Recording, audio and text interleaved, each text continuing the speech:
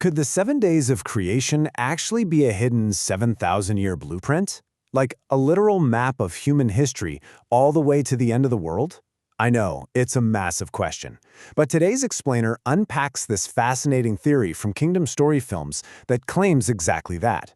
According to their research, the biblical creation week isn't just a story about the beginning. It's actually a prophetic timeline in disguise.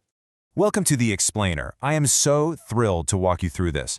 We're looking at a really compelling analysis of overlapping biblical patterns today. The source material suggests that if you just lay out the 6 days of creation, plus that one Sabbath day, you literally get a prophetic map. The core claim here is that each individual day prophetically points to a corresponding 1,000-year span of time, culminating in the return of Jesus Christ. And honestly, whether you've been reading these texts your whole life or you're just hearing about this theory for the very first time, the way this timeline is structured is just incredibly intriguing. Okay, let's dive into this. We're going to break this whole 7,000-year timeline down chronologically. First, we'll look at the 1,000-year blueprint. Then, days 1, 2, and 3, followed by days 4, 5, and 6. After that, we'll hit day 7, the final rest, and wrap it all up with the power of biblical patterns. Section 1. The 1,000-Year Blueprint, a prophetic timeline. So, to really understand this prophetic pattern, we first have to look at the math. The creator of this theory anchors the whole timeline on some specific ancient texts.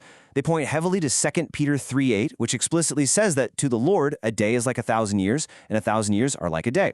And the source material highlights this absolutely fascinating connection with Adam back in the book of Genesis. Remember, God told Adam that in the day he ate from the tree of knowledge, he would die. Well, Adam didn't literally die within 24 hours, right? According to Genesis, he actually died at the age of 930. So the theory proposes that if a prophetic day equals exactly 1,000 years, Adam actually did die within that single 1,000-year day. And that brings us to the core rule driving this whole theory, the 1,000-year principle. The analysis defines this as the idea that a literal day in biblical prophecy actually represents a 1,000-year period of human history. To back this up, they reference the prophet Isaiah. In chapter 46, Isaiah wrote that God makes known the end from the beginning. So, the theory operates on this really cool premise.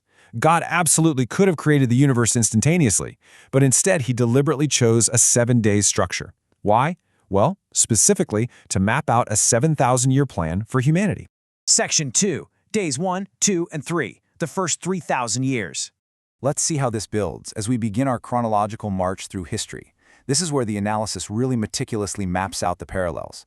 Okay, think about day 1. Light and darkness were separated. Well, in that first millennium, from year 0 to 1,000, Adam and Eve sinned, effectively separating themselves from God's light. Then we get to day 2, where the waters are separated. The timeline aligns this perfectly with the second millennium, years 1,000 to 2,000. It points out that 2 Peter actually links the formation of the earth by water directly to Noah's flood, which falls right smack in this time frame.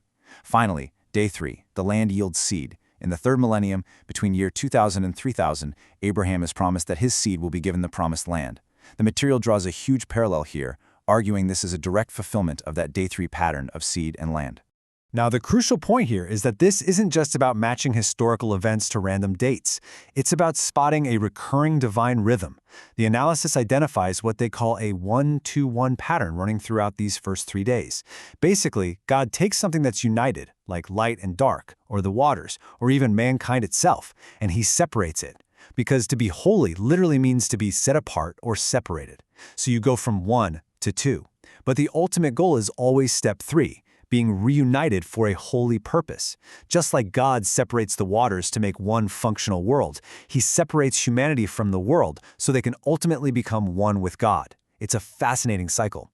Section 3. Days 4, 5, and 6. The Messianic Era. Moving into the second half of the creation week, these parallels really start to escalate. On day 4, the sun is created to give light to the world. The theory highlights that right around the end of the 4th millennium, Jesus, the Son of Righteousness, was born as the light of the world. Notice that play on words there? Then moving to day 5, God creates fish and birds and tells them to multiply. Correspondingly, at the dawn of the 5th millennium, Jesus calls his disciples to be fishers of men, and the Holy Spirit descends like a dove. The timeline points out that at Pentecost, the 120 believers metaphorically multiplied to 3,000 in a single day. Finally, we hit day 6. This is where mankind is commanded to multiply and take dominion. And the source material points out that in our current 6th millennium, years 5000 to 6000, the human population has exponentially exploded. We've taken unprecedented dominion over the Earth, especially through the modern technological boom. Now, zooming in on this Day 6 framework, the timeline suggests some really deep, interwoven parallels about that specific command to subdue the earth. On one hand, you have Adam and Eve. God prepared a special place for them, but they were deceived by the serpent, they failed to conquer the land, and they were ultimately exiled. And actually, ancient Israel followed a remarkably similar tragic arc in the Promised Land. But then on the flip side, you have Jesus Christ. He enters a world occupied by the enemy, but unlike Adam, he walks in absolute, perfect obedience. He overcomes the world, he isn't exiled, and instead, he's given the keys to the kingdom. The theory argues this perfectly fulfills that original Day 6 command to take true dominion over heaven and earth. Section 4, Day 7, the final rest, the last millennium. So, if the first 6 days represent 6,000 years of human striving, where does the 7th day lead us? Well, the answer lies in the number 1,000, specifically a final 1,000-year era. The framework looks straight to the book of Revelation, chapter 20, which explicitly describes a 1,000-year period where Satan is bound and Christ reigns. The source argues that this coming day of the Lord isn't just a 24-hour day of judgment.